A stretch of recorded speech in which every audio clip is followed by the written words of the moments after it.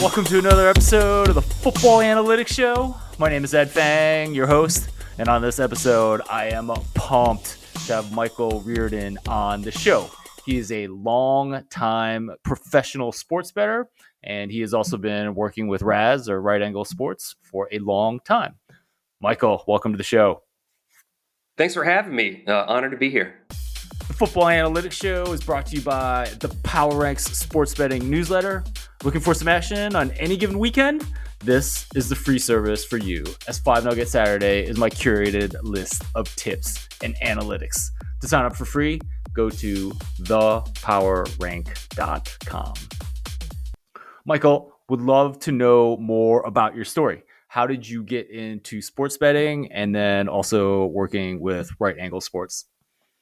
Yeah, it's a little bit of a long story, but I grew up in Harrisonburg, Virginia. My parents taught accounting at James Madison for over 30 years. I was a competitive but very mediocre athlete. I played soccer, basketball, kicked for the football team my senior year. Awesome. Growing up, we lived a life revolving around sports. Both playing them and watching them.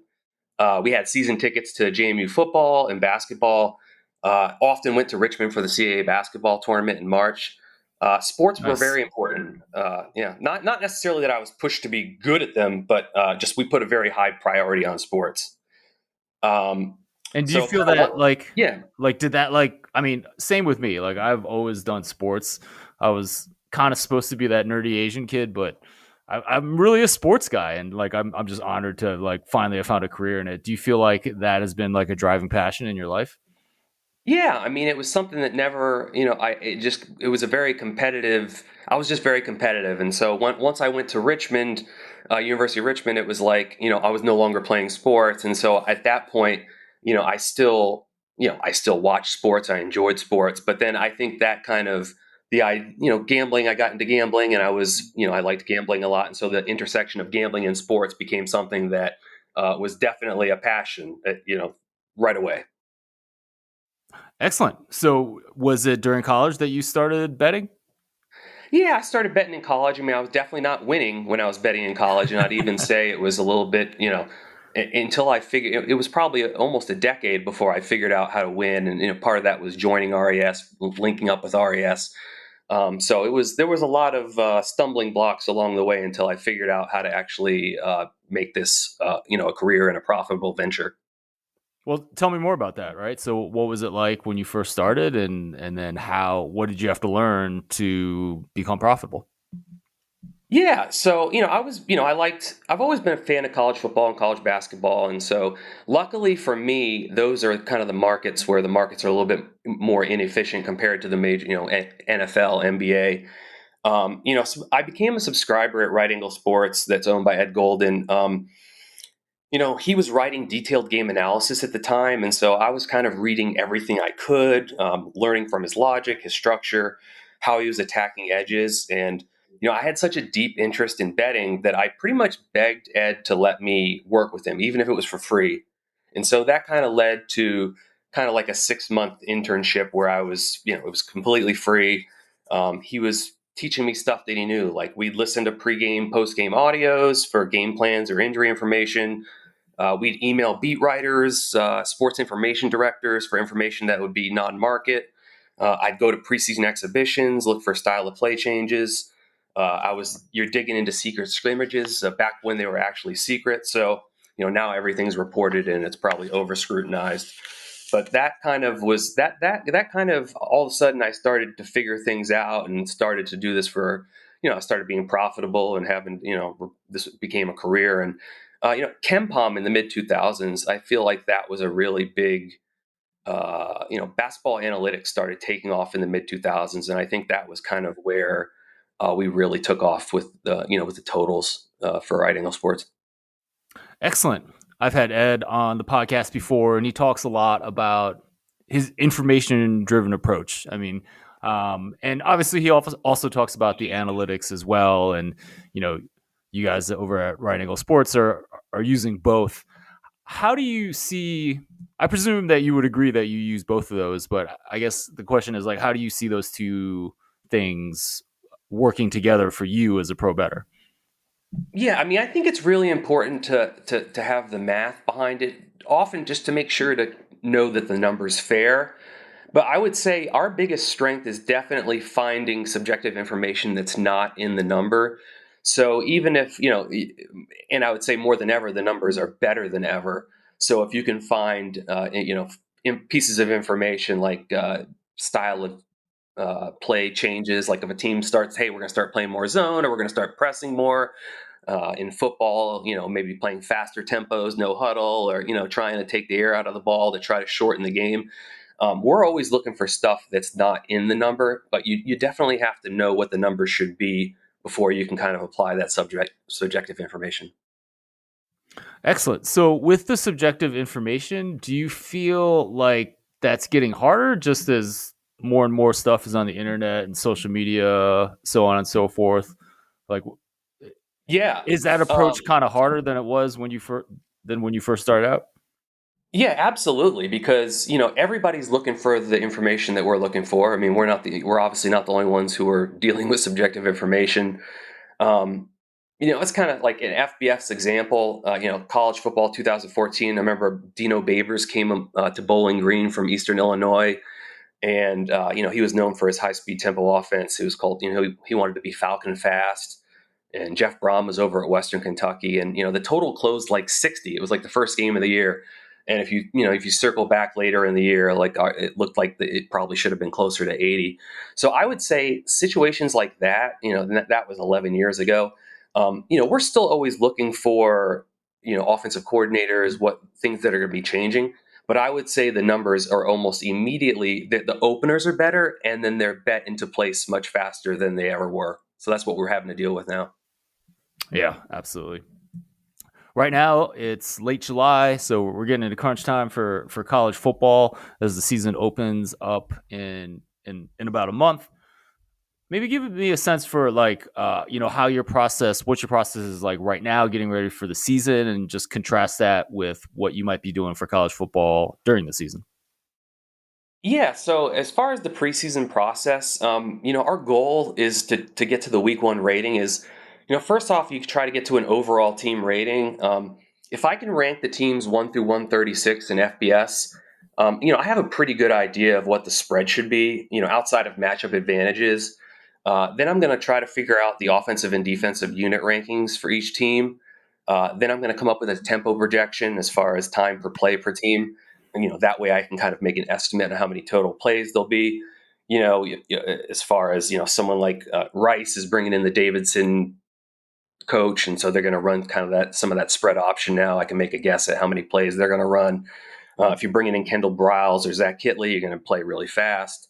Um, so how we prepare for the season has kind of completely changed, I'd say, in the last 5 years. The old approach was I would start with last year's rating. I'd adjust for returning production, maybe adjust for a few impact transfers. And these Right. were small, methodical updates. Like you don't want to deviate too far from your priors. You have last year's number, you have your preseason projection. And I don't know if you've listened to Alan Boston talk at all, but he always like he really anchors to the priors really hard. Yeah. But now I'd say roster continuity is out the window with NIL and unlimited transfers. So you kind of have to do things completely differently. And I just one more thing. Instead of it always being like chaos and completely starting over, sometimes you can bring in like a fully installed system. Like in 2021, Kitley and Zappi came over from Houston Christian, and they brought in the QB, the offensive coordinator, wide receivers to Western Kentucky, and so that was just they were ready to roll. Like they brought the whole offense with them. So that sometimes that's happening now. For sure. So with this complete roster overhaul era, do you find yourself? I mean, you already noted that it's less quantitative than it used to be. Um, like, are you at a point where you feel like you can make an educated guess about these things? Like, when the unit's kind of complete, like you just talked about, or when I don't know, maybe Florida State's defense last year, where they thought they had some good transfers, but it turned out to be a wreck. Is that just kind of like an intuitive thing that you're learning as every year these rosters change? Yeah, there's just more variance involved in your projection. I mean, you can still make an educated guess as to the quality of the transfers or what type of style of play that they're going to be. But the range of outcomes is a lot wider, I think, compared to maybe 6-7 years ago when everything was much more stable. You did mention Alan Boston, and he was on my pod talking about how he kind of sticks with his 4-year prior in college basketball, and I guess everything's changed there too with the way the rosters change. Yeah, I mean, I think there's still something you can get out of that. Like, obviously, the coach is the coach, and I do think there is some value in not overreacting. But I think in the last few years, you're going to have to, when you see something in the first couple games, you might react to like that might be what we're going to get. yeah, for sure. And you feel like that's true in college football, or even, maybe even more true in college football, right? That Yeah, I would think well, so. and I would just I mean, I guess you could have one player in college basketball that can really change a program, but Absolutely. maybe more so in football, right? Just with the the preeminence of the quarterback position, and you know an elite athlete at the running back or wide receiver position that can just change stuff, right? Yeah, I think college basketball, it's always been thought like, if you bring in two or three, you get a new coach and you bring in three or four great players, you've totally revamped your team and you can be ready to win right away. Football, it was always thought like you kind of have to build it up with time and you can't just drop in a bunch of transfers and make it work. But I mean, the reality is everybody, with unlimited transfers, everybody is moving. So you have to find a way to do it. So I think it's in college football, they're figuring out a way to make it happen faster, kind of like you could always do in basketball. Fascinating. Mike, Michael, would love to ask you a little bit more about pace. This is particularly important in college football, as you've already mentioned, and we've seen the rule changes with the running clock before the 2-minute warning, and that's I was actually just looking at the average number of plays, and it's significantly less over the last 2 years, and this is very different from when I first started doing college football, and Chip Kelly was trying to really speed up the pace. So maybe give us a sense for the historical perspective in college football, and then what you think is going to happen in the current season. Yeah, pace in 2024, you kind of touched on a couple of the key points here, but it's as slow as it's been in the last 18 years since I've been tracking it. Scoring kind of peaked in the mid, like 2016 or so at about 30 points per game. And yes, the new clock rule 2023, the clock is running on first downs outside of the first 2 minutes. So that by itself cuts some several plays per game to depress scoring.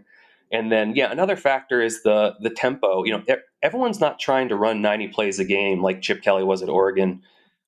They're still doing the no huddle to kind of keep defenses from subbing, because if you don't sub, they can't, like, if you don't sub, you can go as fast as you want. They don't have to allow the defense to sub. So they'll stand at the line, and then they'll signal the optimal offensive play in. And so I think tempo peaked in mid 2010s when everyone was like, let's just do as many plays as fast as possible. I think the defense has kind of figured that out a little bit, and so now we're doing sometimes you go fast, sometimes you go slow, using a little bit of both. So what I mean, when you go fast, when you go slow, when it's a changeup, like that seems to make your job harder.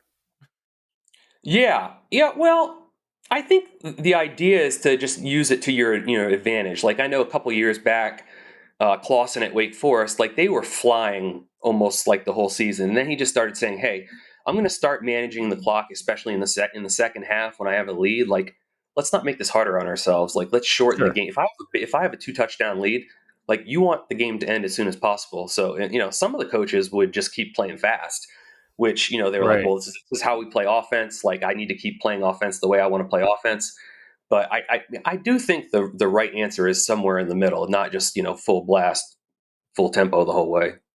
Right, but what does that mean in terms of handicapping, right? Because so like a Clausen would be, I mean, you're probably less likely to have Wake cover 10, A huge number, 14 yeah.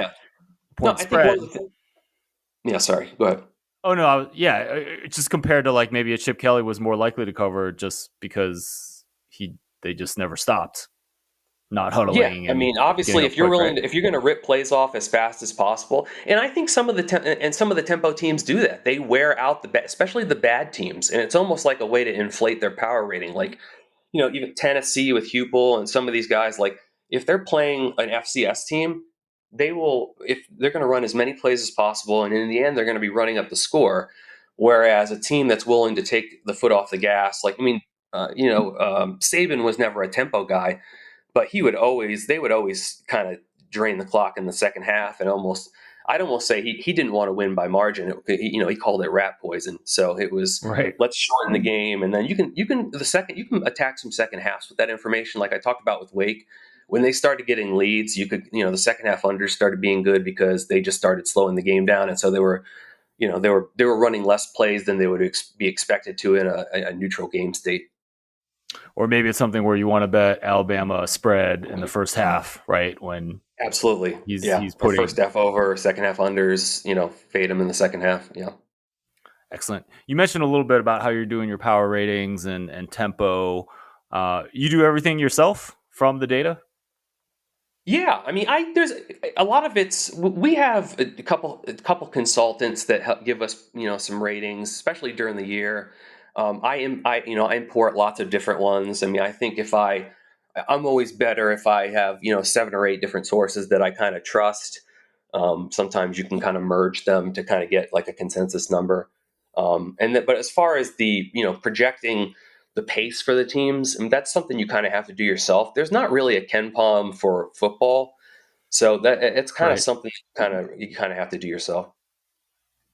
Yeah, that's interesting. Why isn't there a Ken Palm for football? I mean, it's a bigger We sport than college basketball. Yeah, we've kind of talked about it at some point, but then it's kind of like, even if you were to do it and it was really good, like why would we want to give that away? So Right. So you need a non-better like Ken to yeah, we need a put it weatherman. out there. Yeah, exactly. Who's the next guy? Um, Excellent. Michael, want to ask you about a couple teams. I'm actually really intrigued by Texas. They're coming in with a lot of hype, but some question marks at the quarterback position because Arch Manning really hasn't played a lot of snaps at the college level.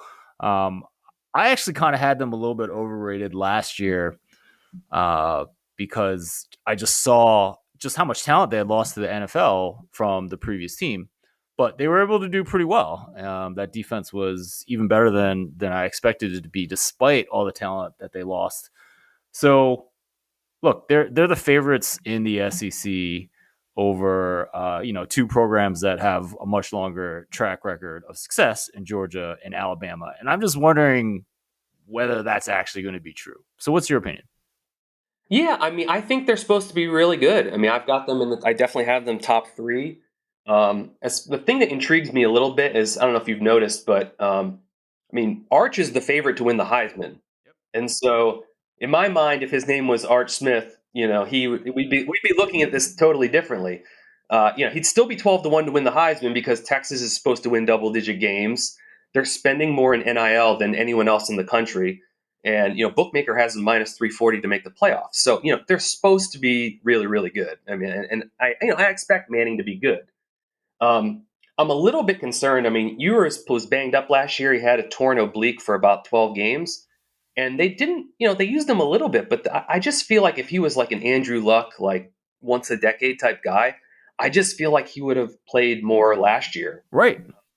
That's my, that's Exactly. just, yeah, that's just my thoughts. And like I said, I think he's going to be good. I think Texas is going to be good, but I just don't think he should be the overwhelming favorite to win the Heisman. He could still win it.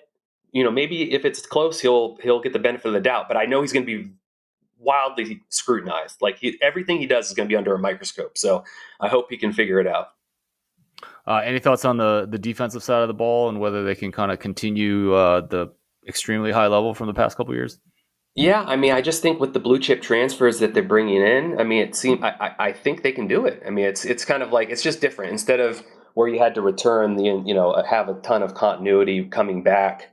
I think you can just bring in 5-star guys or guys who are good elsewhere and coach them up and expect to be still be strong.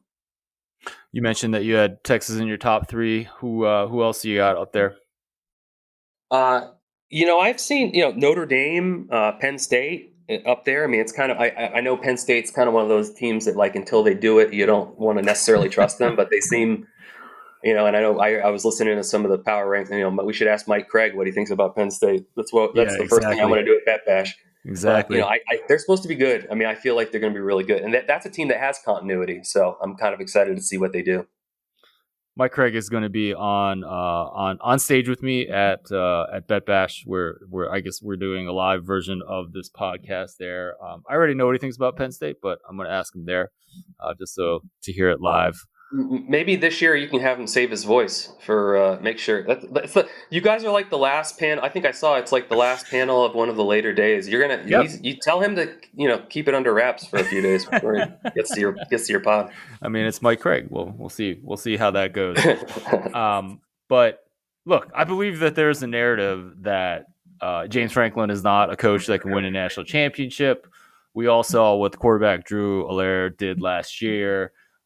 Very unfortunate interception that he threw against Notre Dame in the college football semifinal game. And honestly, like when I watch a guy like Aller, I get it that you think that this kid is good, but like kind of can't get over the hump. Like I definitely get all those narratives, but I think when I kind of put my analyst brain on, I was like, I don't like this coach and this player can't win the big one, because that's what they always say, before the coach actually does it, right? So I feel like there was some of that. I think I was listening to maybe one of your guys' pods, or I don't forget which pod I was listening to, and they were it was the same thing about Will Howard, So right, and when it happened, I wouldn't have thought of him to be the guy, but right. he got it done. Yeah, and he was like, yeah, I mean, he was pretty good with all the weapons last year. Yeah, completely. Like, I mean, I was worried that especially after the Michigan game, what they were going to do to that kid, run him out of town, you know. Yeah. With especially with how the Oregon game ended, with him not sliding and giving themselves a chance for another play. Um, the insistence on running the ball against Michigan, it's like, yes, let's attack the two best players on the team. Uh, I was just worried for the kid, right? But it ended up Yeah. working out, which I completely thought they had the potential to do, just with that kind of roster. Yeah, I think that's another great Poor example. Oregon, right? They had to face them in the round that Yeah. they did when they're 3 point, they're the number one seed and they're a 3 point dog. Yeah. Yep. Yep. Exactly. Yeah, and you're a college basketball guy, so another one I think about is Tony Bennett at Virginia, a guy that wasn't supposed to be able to win a national championship. And I actually did some analysis to show that like he wasn't a great tournament coach. You do this analysis is like, who is under or overachieved compared to the point spread in tournament games, the most or the least, and Tony Bennett was definitely on the least side of that. But Well, yeah, I eventually got think done. a couple things working against Bennett there. First off, he always overachieved in the regular season, based on the type of players he had. He's finishing, top four or top five with, until the end, he didn't really have pros necessarily, a stock full of pros. And then he kept running into Michigan State multiple times. One time the Virginia was a 1 and Michigan State was the 4. And I think Michigan State might have been favored by 1 or 2. And yeah, so Bennett definitely you did the study. He underachieved based on what he was supposed to do. But like I said, I do think the over part of that's self created. So Well, absolutely. And then Ty Jerome and DeAndre Hunter are still playing in the NBA. right, and Kyle Guy was a great college basketball player. He So. was, yeah, he was absolutely excellent. Michael, is there a what college football teams intrigue you the most for this upcoming season? Yeah, so I guess I have like three teams that have kind of piqued my interest as far as they're kind of keeping an eye on this year. The first is Clemson. Dabo's finally using the transfer portal, so he's kind of joining the 21st century. He's loading his defensive line up to kind of shore up his run D from last year in the pass rush, so that should be one of their strengths. Tom Allen was hired to coach the defense, and I've always liked him on that side of the ball. So, Clemson may be rejoining the ranks of college football elite after avoiding the portal. I just felt like they had to use the portal if they wanted to get back into the top 6 or top 7. It wasn't good enough to just, they've been recruiting well, but it's not enough to Sure, just keep who you got. but let me throw this. I mean, so a cynic, maybe like myself, would say like, Yeah. well, Clemson, they're a good program, but they only really reached top 5 when they had back-to-back Deshaun Watson and Trevor Lawrence come in at the quarterback position, right? I That mean, yeah, and that helps. I mean, I think the question is, could Klubnik be that guy? And I feel like over the last couple years, I think he's knocked down his turnover throws. The statistic that shows the turnover worthy throws, he did knock them down 50% each year, and so I think he's becoming the guy that he wasn't maybe his early on. So we'll see how he goes this year. but I do think it's like another level to get to the Watson Lawrence level, right? Like I think Sure. Kate Klubnik could be great this year, and like statistically, when I look at his numbers, he was very good last year, and certainly showed some potential against Texas. But it's like those other two guys were really special, and so like when you're Clemson, and no, I mean look, they had a lot of other great players too. I'm making it a little bit too simple, but yeah, Clemson definitely intrigues Well, me. my counter would be, who is special for the quarterbacks this year in football? Oh, You know, yeah. I think that's really a great story, and I haven't looked. This is on my to do list, right? Like if you look at like the top 8 national title contenders, I think. Well, I mean, I think only 2 of them have quarterbacks with returning experience. So Klubnik and Drew Aller. We already talked about him. If you look at every Right. other team, it's not just that they're bringing it like I mean, it's one thing to bring in a transfer like Will Howard that's like accomplished and started at a big time level somewhere before. If you look at all those other teams, like none of those guys have played a lot. No, not Not a Oregon's single got one. Dante Moore at Oregon, and I Right. think you got Sayin at Ohio State. I mean, someone's going to have to. I mean, LSU has got Nussmeier, supposed to be good, but they're only going to win 8 or 9 games maybe. And then as far as the teams that are supposed, Notre Dame's got Carr, like that's someone's going to have to step forward and be something that they haven't been to get it done this year. Right. And like we can all guess who that might be. And I think everyone, the conventional wisdom is that Arch Manning's going to be that guy. And yeah, that's not crazy.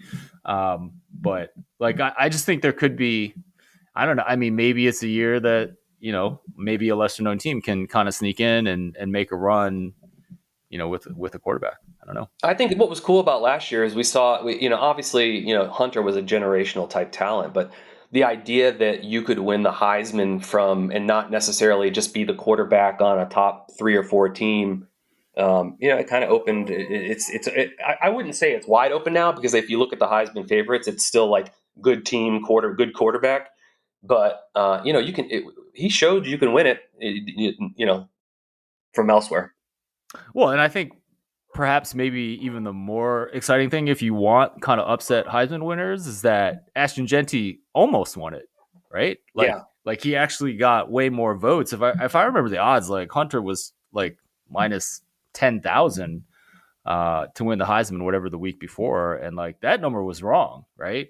That, Like and which is interesting, is that used to be a market I used to like really bet, because they had, was it Stiff Arm? There was a website that was pretty much recording all the votes of the people who were reporting right. their vote, which I think they told you people can't do that anymore, right? They're not allowed to report who they voted for.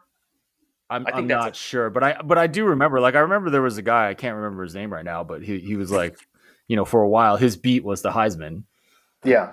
and he would do polls or whatnot. So And what I'm saying is, when during that Stiff Arm, the Stiff Arm project or whatever that website was, you wouldn't have really had a situation where a guy came off got way more votes than you thought, because he pretty much if there's 1,000 Heisman voters, he was compiling like 400 of the votes and giving you a sample size of that right, was pretty strong. You had a pretty good idea of who was going to win it. yeah. As far as the other teams, that was kind of intriguing me. I don't know what you think about it, but Texas Tech. They finished about 40th last year in my power ratings, and so I think you're seeing them in the top 25s this year everywhere. Internally, they've kind of framed this as a once in a lifetime opportunity. They're pushing NIL harder than they've ever done before, because there's spending restrictions that are in theory going to kick in next year with the new House settlement. So they've spent about 30 million in NIL, making them the second biggest spender behind Texas. Hmm. So they're just pretty much all in, trying to win this year. Although I did read they have to spend like 30% more than everyone else, because no one wants to go to Lubbock. But Right. anyway, that's they're trying, like they're all in, like the oil money. It's just it's the go time is now. How do you And then feel third, that's yeah, how do go you ahead, feel? sir. I mean, how do you feel it's going to work itself out? Like, do they have it? They have stability at the quarterback position. They return a lot on defense. You know, to me, they look like they're going to be pretty good. But it's one of those things where if it goes south, like it feels like it could go really south, just because when you spend that much money and things go and it doesn't go according to plan, I just feel like everyone starts pointing fingers, and the locker room can splinter. And I like I said, I'm just I think it's cool that they've spent all this money to try to win now, and I'm just interested to see how it works because it's not. I know it's not easy, and money solves a lot, but it doesn't solve everything. Right. Right. As we've seen in pro sports for sure. And you said you had one more team for Yeah, I've us? got one more team, and I've got like a best bet that I can include in this one. So, third team that intrigues me, people aren't talking about, is actually Southern Miss. And so they went 1-11 last year, and it looks like a total rebuild. And they might be one of the most overhauled teams in the country, both in personnel and culture. So they got Charles Huff, who's coming over from Marshall. He brought half his Marshall roster with him. They've actually added 25 players from Marshall. He's bringing in the preseason offensive player of the year, Braylon Braxton, the quarterback. He's got the wideouts. He's got Metcalf. He's got Montgomery. He brought some defensive pieces that were key, Moton, Foster, and Hawkins. So this is kind of the situation I talked about, what like Western Kentucky did with their offense, where in this case, you're bringing an entire scheme, culture, and player base from Marshall. And, they won 10 games last year and won the Sun Belt. And now you're in the same conference. You bring them over. And in my mind, you've just pretty much imported that culture into Hattiesburg. So instead of having a year zero like you normally have, where it's just you rip everything apart and then try to build it back up, I feel like they're going to be fairly good here from the start. So, out there, so FanDuel, it's over 4.5 wins, -188, and then pretty much everywhere else I saw, you can get over 5.5 wins at either -105 or -110. That's kind of probably the average price that's out there.